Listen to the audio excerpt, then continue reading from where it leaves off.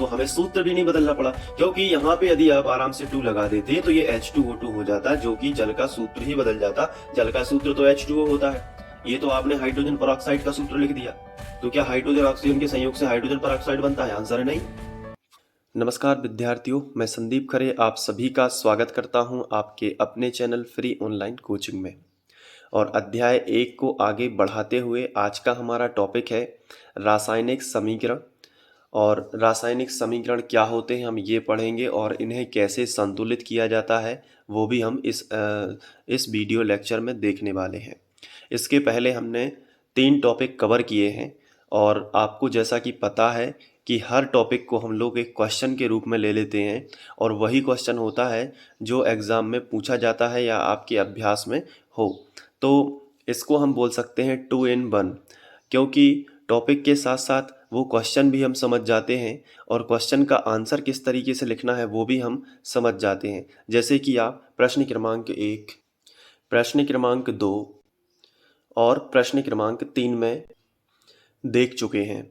तो इससे क्या होगा, बोर्ड एग्ज़ाम के लिए अच्छी और प्रॉपर तैयारी भी हो पाएगी, और साथ में आप साइंस को अच्छे से समझते भी चलोगे। तो आइए हम बात करते हैं रासायनिक समीकरण क्या होता है।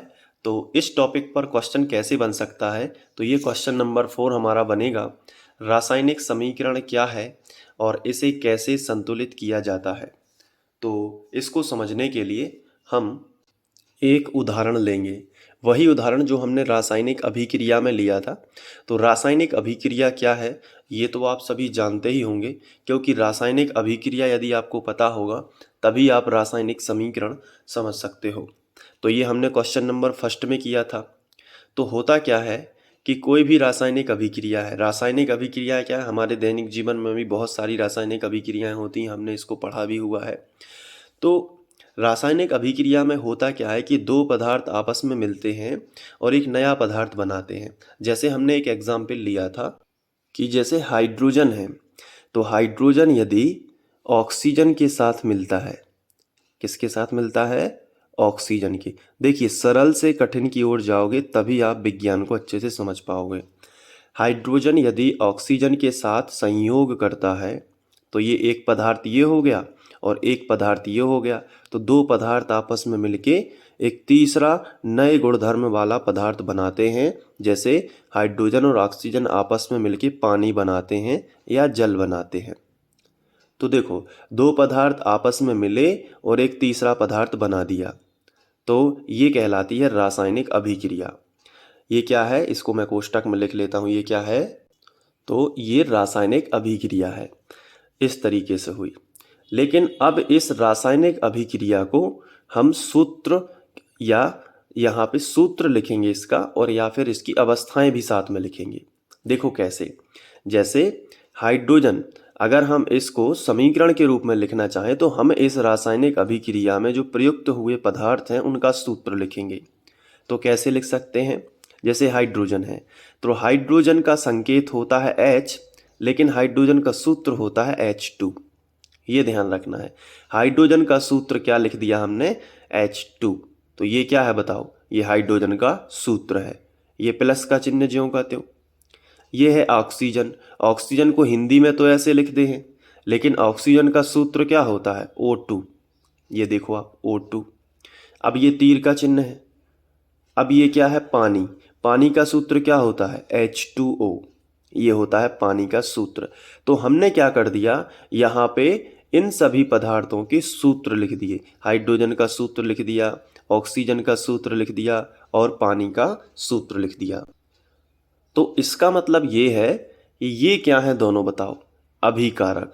तो हमने किसी भी रासायनिक अभिक्रिया में, ये पूरी क्या है, रासायनिक अभिक्रिया, ये पूरी क्या है, यहाँ से लेके यहाँ तक रासायनिक अभिक्रिया, कि हाइड्रोजन ऑक्सीजन के साथ संयोग करेगा तो पानी बनेगा। तो ये पूरी रासायनिक अभिक्रिया है, और रासायनिक अभिक्रिया में भी ये दोनों अभिकारक हैं और ये उत्पाद हैं, मतलब ये दोनों रिएक्टेंट हैं और ये प्रोडक्ट है।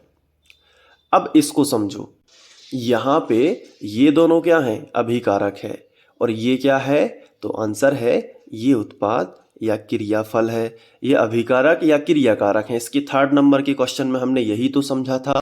आप यहाँ पे देख भी सकते हो, हमने अभिकारक और उत्पाद को अच्छे से समझा था ना।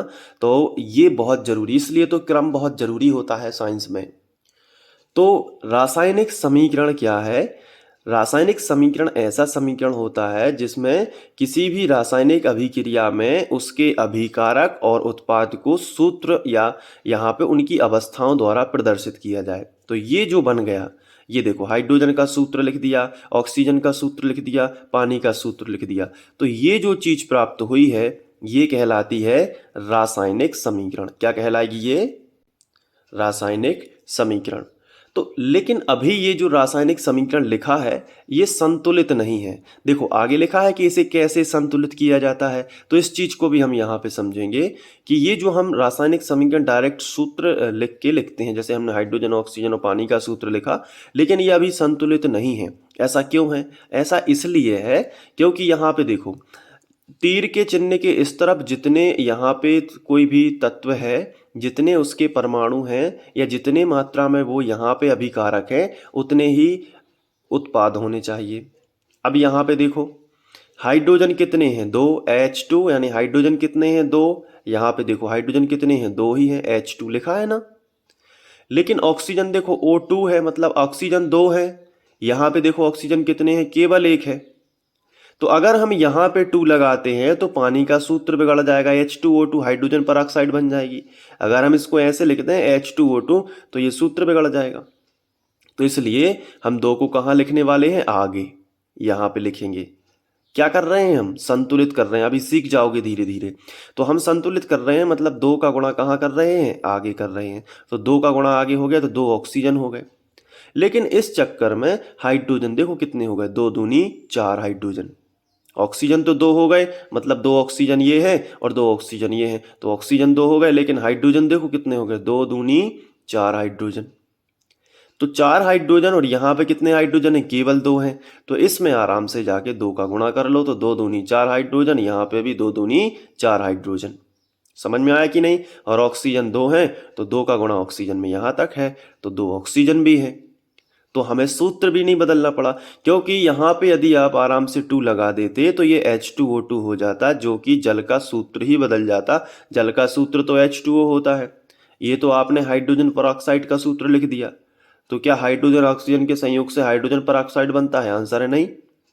तो जल का जल रहना चाहिए और हमें दोनों ओर संतुलित करना है। तो जो मैंने रेड पेन से लिखा है, ये 2 और ये 2, ये संतुलन करने के लिए लिखा है दोनों ओर। अब हाइड्रोजन भी 4 हैं यहाँ पे, तो यहाँ भी हाइड्रोजन 4 हैं, 2 दूनी 4 हाइड्रोजन। क्योंकि यहाँ पे भी जो संख्या लिखी होती है और ये जो सामने संख्या लिखी होती है, इनका गुणा कर लिया जाता है।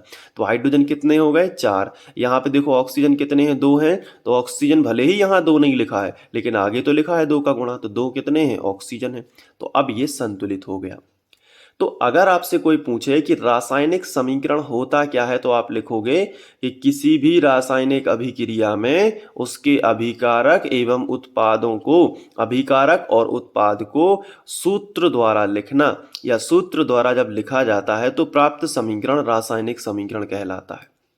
देखो बहुत ही सरल है। रासायनिक समीकरण क्या है, ध्यान से समझो। सबसे पहले रासायनिक अभिक्रिया शब्द इस्तेमाल करना। क्या करना? रासायनिक अभिक्रिया। तो क्या बोलोगे कि जब किसी रासायनिक, कहाँ से स्टार्ट करना? जब से। ये थोड़ा सा मैं भाषा सेट करने के लिए बता रहा हूँ कि जब किसी रासायनिक अभिक्रिया में उसके अभिकारक, ये क्या है? दोनों तीर के चिन्ह के पहले के ये दोनों क्या हैं? अभिकारक। और तीर के चिन्ह के बाद ये क्या है? उत्पाद। तो जब किसी रासायनिक अभिक्रिया में उसके अभिकारक को सूत्र में बदला जाए और उत्पादों को भी सूत्र में बदला जाए, तो जब किसी रासायनिक अभिक्रिया में उसके अभिकारक एवं उत्पादों को सूत्र द्वारा प्रदर्शित किया जाता है तो प्राप्त समीकरण रासायनिक समीकरण कहलाता है। ये है रासायनिक अभिक्रिया जो हिंदी में लिखी है, और ये जो यहाँ पे इंग्लिश में आ गया या मैथमेटिकली रूप में आ गया उसे कहेंगे रासायनिक समीकरण। तो जब किसी रासायनिक अभिक्रिया को या रासायनिक अभिक्रिया में अभिकारक या उत्पाद को सूत्र के द्वारा प्रदर्शित किया जाए तो मिला समीकरण रासायनिक समीकरण कहलाता है। याद नहीं करना है, बस समझ के याद करना है। ऐसा डायरेक्ट रट्टा कभी मत मानना, क्योंकि इससे आप कंफ्यूज रहोगे। तो क्या बोलना है रासायनिक समीकरण को कि देखो सबसे पहले जैसे कोई रासायनिक अभिक्रिया है तो रासायनिक अभिक्रिया में क्या होते हैं, अभिकारक और उत्पाद होते हैं। तो उनको सूत्र के द्वारा प्रदर्शित करने से प्राप्त समीकरण क्या कहलाता है, रासायनिक समीकरण कहलाता है। ये अपन को लिखना है। तो बताओ एक बार भाषा बोल के बताओ, क्या बोलोगे, वीडियो को रोक के भाषा बोलो, फिर मैं बोल देता हूँ। चलिए मैं बोल देता हूँ। किसी रासायनिक अभिक्रिया में उसके अभिकारक और उत्पादों को सूत्र द्वारा प्रदर्शित करने के बाद बना समीकरण रासायनिक समीकरण कहलाता है। ऐसे भी बोल सकते हैं, है ना। तो आओ अब रासायनिक समीकरण की डेफिनेशन सबसे पहले लिखते हैं, उसके बाद हम समझेंगे कि इसे संतुलित कैसे करना होता है। बहुत सारे एग्जाम्पल ले लेंगे। तो हेडिंग डालेंगे रासायनिक समीकरण। तो बस वही चीज़ें आपको लिखना है। देखो ध्यान से यहाँ पे एक बार और, ये रासायनिक अभिक्रिया है। अब इसमें यदि हम इनकी भौतिक अवस्थाएं भी लिख दें, जैसे हाइड्रोजन कैसी अवस्था में पाया जाता है, गैस अवस्था में। ऑक्सीजन कैसी अवस्था में पाया जाता है, ये भी गैस अवस्था में। और ये जो पानी है ये लिक्विड यानी द्रव अवस्था में होता है। तो हम अवस्थाएं भी दर्शा सकते हैं। तो इसलिए हम लिखेंगे, देखो जब किसी रासायनिक अभिक्रिया में, यहाँ से शुरू कर रहे हैं, बिल्कुल याद नहीं करना है, समझ लो पहले अच्छे से। जब किसी रासायनिक अभिक्रिया में उसके अभिकारक और उत्पादों को सूत्र और भौतिक अवस्थाओं द्वारा प्रदर्शित किया जाए तो प्राप्त समीकरण रासायनिक समीकरण कहलाता है। देखो मैंने देख के बोल दिया, आप भी बोल सकते हो। इसी तरीके से तो स्टडी करना है, तभी तो मजा आएगा। तो आप लिखोगे इस तरीके से, लिखा कि जब किसी रासायनिक अभिक्रिया में क्या होते हैं, उसके अभिकारक और उत्पाद होते हैं। तो लिखेंगे जब किसी रासायनिक अभिक्रिया में उसके अभिकारक एवं उत्पादों को सूत्र द्वारा प्रदर्शित किया जाए। अभिकारक एवं उत्पादों को सूत्र एवं भौतिक अवस्था जैसे ठोस, द्रव, गैस। तो सूत्र एवं साथ में लिख देना, सूत्र एवं भौतिक अवस्थाओं द्वारा। सूत्र एवं क्या होता है, भौतिक अवस्थाओं द्वारा। भौतिक अवस्थाओं कौन कौन सी, ठोस, द्रव, गैस। तो भौतिक अवस्थाओं द्वारा क्या किया जाए, प्रदर्शित किया जाए। तो प्राप्त समीकरण रासायनिक समीकरण कहलाता है। तो इस तरीके से हम इसकी डेफिनेशन को बड़ी आसानी से याद कर सकते हैं और अपने नोट्स में लिख सकते हैं। अब इसका एक एग्जाम्पल भी आप लिख सकते हो। अब पहले तो ये बताओ, रासायनिक समीकरण को इंग्लिश में क्या कहोगे, केमिकल इक्वेशन। क्या बोलोगे, केमिकल इक्वेशन, ये याद रखना। तो उदाहरण वही लिख देना है। मैं यही उदाहरण आपके सामने लिखूंगा। हाइड्रोजन प्लस ऑक्सीजन ने मिलकर क्या बनाया, पानी। तो ये है रासायनिक अभिक्रिया। तो ये बन गई रासायनिक अभिक्रिया। अब इसको सूत्र और भौतिक अवस्थाओं द्वारा प्रदर्शित कर लो। हाइड्रोजन का सूत्र क्या होता है, H2 प्लस ज्यों का त्यों। ऑक्सीजन का सूत्र क्या होता है, O2 तीर का चिन्ह ज्यों का त्यों। पानी का सूत्र क्या होता है, H2O। अब ये तो बन गया रासायनिक समीकरण, लेकिन अभी संतुलित नहीं है। संतुलित कैसे करना है, दोनों ओर देख लो, तीर के चिन्ह के इस तरफ जितने परमाणु हैं यहाँ पे और तो किसी भी तत्व के उतने यहाँ पे रहेंगे। जैसे यहाँ पे देखो H2 है, ये देखो यहाँ पे H2 है, मतलब हाइड्रोजन 2 हैं, यहाँ पे 2 हाइड्रोजन हैं, हाँ है। ऑक्सीजन देखो यहाँ पे O2 यानी ऑक्सीजन कितने हैं, 2 हैं। यहाँ पे ऑक्सीजन कितना है, 1 ही है। तो यहाँ 2 नहीं लिखा जाता क्योंकि इससे सूत्र चेंज हो जाएगा। पानी का सूत्र वही रहना चाहिए। धीरे धीरे सीख जाओगे, अभी मैं और भी एग्जाम्पल लूँगा। तो ये देखो यहाँ पे क्या है, HO2 है, यहाँ पे 1 ही O है। तो 2 का कर दो गुणा आराम से, तो 2 हो गया। लेकिन इस चक्कर में हाइड्रोजन 2 दूनी कितना हो गया, 4। तो हाइड्रोजन इसको इस तरफ 4 बना लो, तो 2 का गुणा यहाँ भी कर दो, 2 दूनी 4। अब देखो 4 हाइड्रोजन यहाँ है तो 4 हाइड्रोजन यहाँ है, 2 ऑक्सीजन यहाँ है, 2 ऑक्सीजन यहाँ है। आ गया समझ में। तो ये होता है, इसको लिख दो रासायनिक अभिक्रिया और इसको लिख दो रासायनिक समीकरण, इस तरीके से। और एक चीज और कर लो, इसकी भौतिक अवस्थाएं भी हम लिख सकते हैं। जैसे हाइड्रोजन किस अवस्था में पाया जाता है, गैस। तो इसमें छोटी सी राइटिंग में इसके नीचे लिखा जाता है ऐसे, गैस। अब देखो ये ऑक्सीजन किस अवस्था में होता है, तो ये भी गैस अवस्था में होती है ऑक्सीजन हमारी चारों तरफ। और ये पानी जो होता है ये द्रव अवस्था में होता है। सामान्य ताप पर जो जैसा होता है उसको वैसा लिखेंगे, या किसी पर्टिकुलर अभिक्रिया में वो किस रूप में प्रयोग किया जा रहा है वैसे लिखेंगे। तो अभी आपको सभी चीज़ें धीरे धीरे समझ में आएगी, क्योंकि साइंस एक ऐसी चीज़ है कि सब धीरे धीरे ही समझ में आएगा आपको। चलिए ठीक है, अब इसे संतुलित कैसे किया जाता है तो आओ देख लेते हैं। तो इसको हम संतुलित करने के लिए देखो हम हेडिंग लगा लेंगे कि रासायनिक समीकरण को संतुलित करना।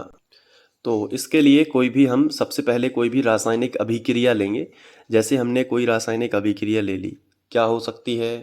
जैसे लैब में एक अभिक्रिया होती है, नाइट्रोजन और हाइड्रोजन का जब संयोग होता है तो हम लिखेंगे नाइट्रोजन और हाइड्रोजन के संयोग से अमोनिया बनती है।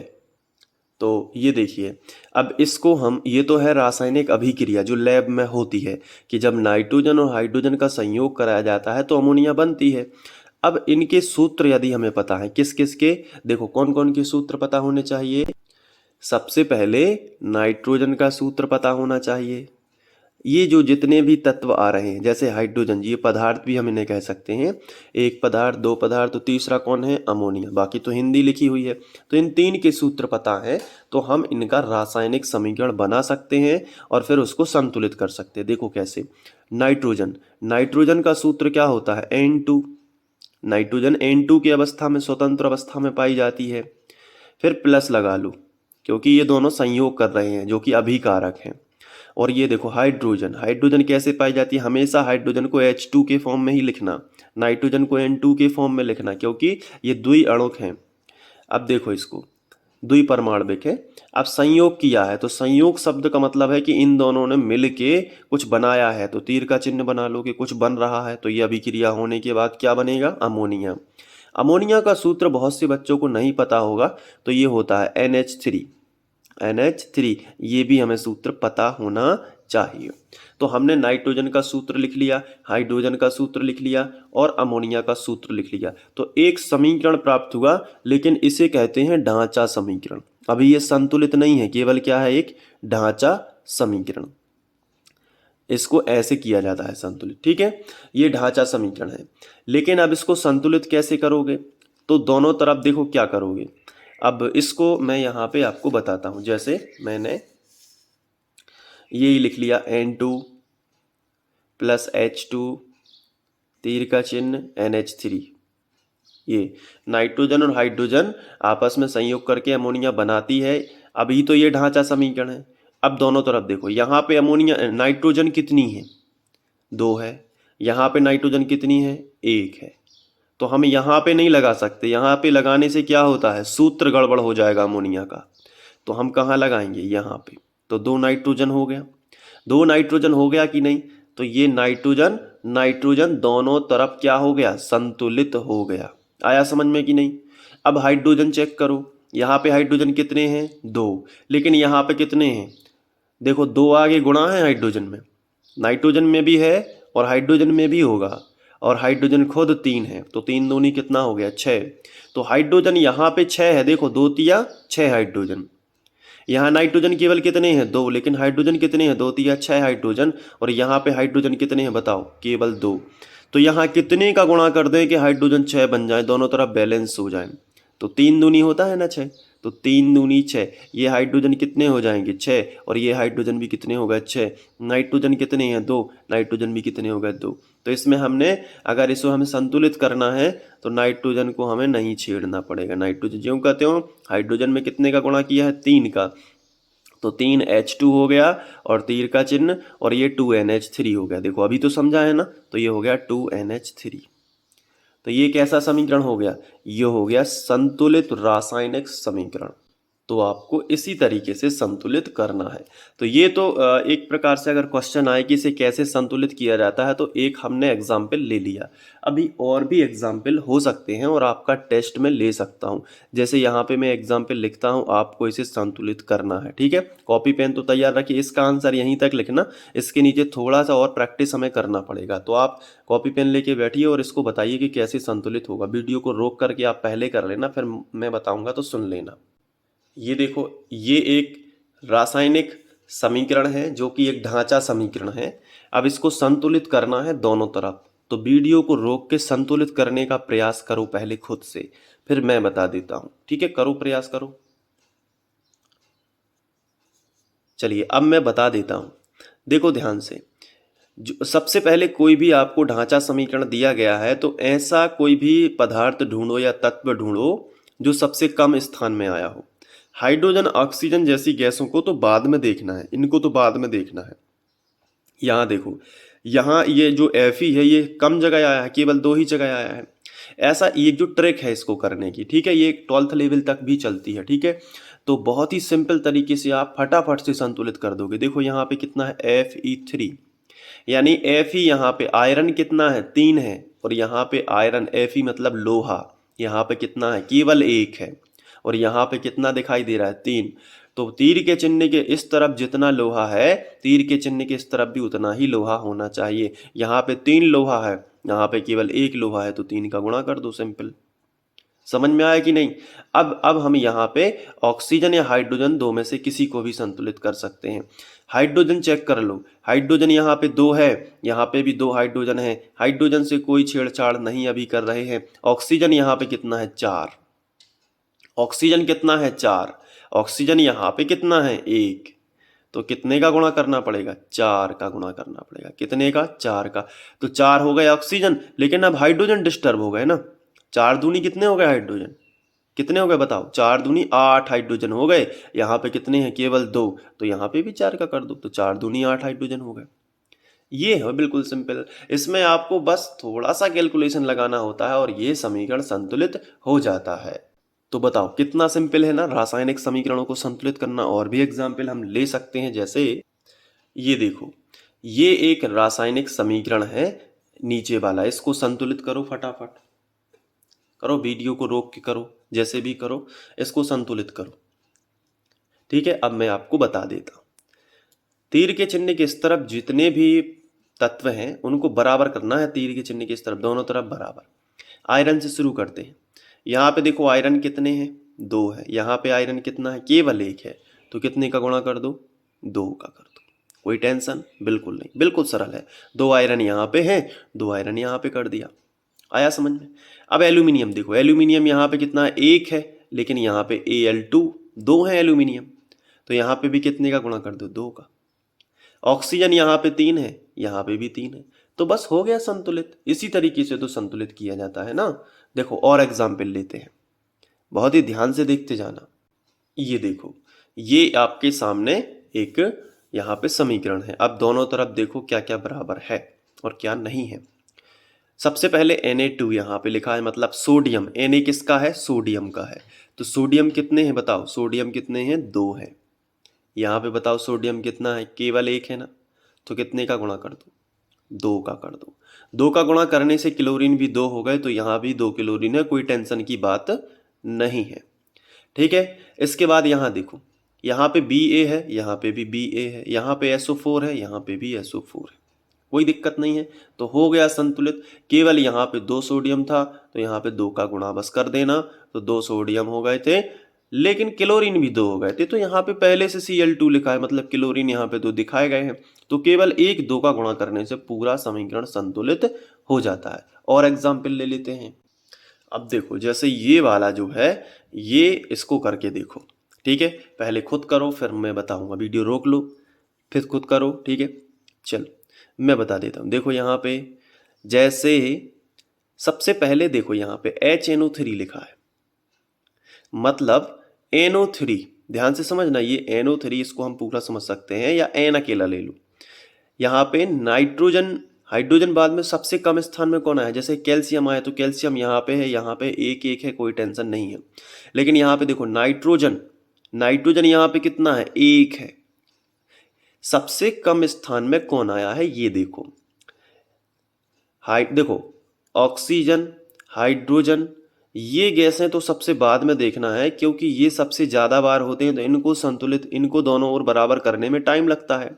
तो इसके अलावा कौन है जो दोनों तीर के चिन्ह के इस तरफ या इस तरफ दोनों बहुत कम स्थान में आए हो, जैसे कैल्शियम यहाँ पे है, कैल्शियम यहाँ पे है, कैल्शियम लेकिन कम स्थान में आए, लेकिन ये 1 1 दोनों तरफ पहले से ही संतुलित है। तो अब कौन, अब नाइट्रोजन है, मतलब इन दोनों के अलावा और कौन है, इन दोनों के अलावा अब नाइट्रोजन है। नाइट्रोजन यहाँ पे केवल 1 बार है, और यहाँ पे नाइट्रोजन कितने बार है 2 बार। तो इससे क्या संकेत मिल रहा है कि जहां भी नाइट्रोजन है उस पूरे यौगिक में 2 का गुणा कर दो, क्योंकि इस अकेले में नहीं कर सकते, नहीं तो ये नाइट्रिक अम्ल का सूत्र बदल जाएगा। ये HNO3 किसका सूत्र है, नाइट्रिक अम्ल का, तो 2 का हमने गुणा कर दिया। 2 का गुणा जैसे ही हमने किया तो 2 हाइड्रोजन हो गए, और 2 हाइड्रोजन यहाँ पे हैं पहले से। लेकिन अब ऑक्सीजन हम देख सकते हैं, ऑक्सीजन कितने हो गए, देखो यहाँ पे ऑक्सीजन कितने हो गए, देखो 2 हाइड्रोजन ये हो गए और 2 हाइड्रोजन ये भी हैं, तो टोटल कितने हाइड्रोजन हो गए? 4 हाइड्रोजन हो गए। देखो यहाँ पे हाइड्रोजन, 2 हाइड्रोजन ये हैं, फिर से समझ लो, हाइड्रोजन को फिर से देख रहे हैं, 2 हाइड्रोजन ये हैं और 2 हाइड्रोजन यहाँ पे ये भी दिए गए हैं। देखो तो टोटल कितने हाइड्रोजन है तीर के चिन्ह के इस तरफ? 4 हाइड्रोजन। क्या यहाँ पे 4 हाइड्रोजन है? आंसर है नहीं, यहाँ पे तो केवल 2 हाइड्रोजन है। तो 2 का गुणा कर दो, 2 दूनी 4 हाइड्रोजन। अब ऑक्सीजन अपने आप संतुलित हो गए होंगे, आपको करने की जरूरत नहीं है, आप छोड़ सकते हैं। देखो कैसे, यहाँ पे देखो 3 दूनी कितने ऑक्सीजन है? 6 ऑक्सीजन ये है, 2 ऑक्सीजन ये है, देखो है ना, 6 ऑक्सीजन, 3 दूनी 6 ऑक्सीजन ये है, 2 ऑक्सीजन ये है, तो 6 और 2 टोटल ऑक्सीजन कितने हैं यहाँ पे? 8 ऑक्सीजन है। 8 ऑक्सीजन यहाँ पे है क्या? देखो 3 दूनी 6 और 2 8, मतलब तीसरे की जरूरत ही नहीं होती, अपने आप ही हो जाता है। तो ये रेड कलर से मैंने जहां जहां लिखा है बस इतना करना था, 2 का गुणा यहाँ पे, 2 का गुणा यहाँ पे, हो गया संतुलित। ऐसे ही करना पड़ता है, ठीक है। तो ये संतुलित करने की विधि है और यही आपको आगे तक ले जाएगी। बाकी जो है लेंदी प्रोसेस में नहीं करना है, ऐसे ही सीखना है, यही प्रैक्टिस करना है, यही आपको काम में आएगी आगे। अब एक आखिरी इसको और कर लो, ठीक है। इसके बाद क्वेश्चन में जो पूछा जाएगा उसके हिसाब से करेंगे। इसको और करो, आखिरी है ये। यहाँ देखो दोनों तरफ बराबर करना है। अब आप खुद से दिमाग लगाइए, पहले वीडियो को रोक लीजिए, खुद से दिमाग लगाओ, फिर मैं बताता हूँ। चलिए अब मैं बता देता हूँ। यहाँ पे देखो, यहाँ पे सबसे पहले दोनों तरफ ऐसा तत्व चुनो जो सबसे कम स्थान में आया हो। तो सोडियम, ऑक्सीजन और हाइड्रोजन, इन्हें तो सबसे बाद में ही देखना पड़ता है, ठीक है। पहले किसको देखो, जैसे इनके अलावा और कौन कौन है, जैसे सोडियम है, तो सोडियम यहाँ पे 1 है, लेकिन तीर के चिन्ह के इस तरफ 2 है, तो हमें सिग्नल मिल गया ना कि 2 का गुणा कर दो। आगे ही करना होता है, यहाँ पे नहीं करना, ये सूत्र चेंज कर देता है, ठीक है। तो आगे गुणा कर दिया, 2 का गुणा, तो सोडियम हो गए 2, ठीक है। तो सोडियम संतुलित है दोनों तरफ। अब इसके बाद आप हाइड्रोजन देखोगे और सबसे बाद में क्या देखोगे? ऑक्सीजन। हाइड्रोजन चेक कर लो, ऑक्सीजन की देखने की जरूरत ही नहीं, हाइड्रोजन अगर दोनों तरफ संतुलित है तो सब ठीक है। यहाँ देखो कितना है, 2 हाइड्रोजन और 2 हाइड्रोजन ये है, देख रहे हो आप। तो टोटल कितने हाइड्रोजन है? 4 हाइड्रोजन। यहाँ पर भी देखो 2 दूनी 4 हाइड्रोजन।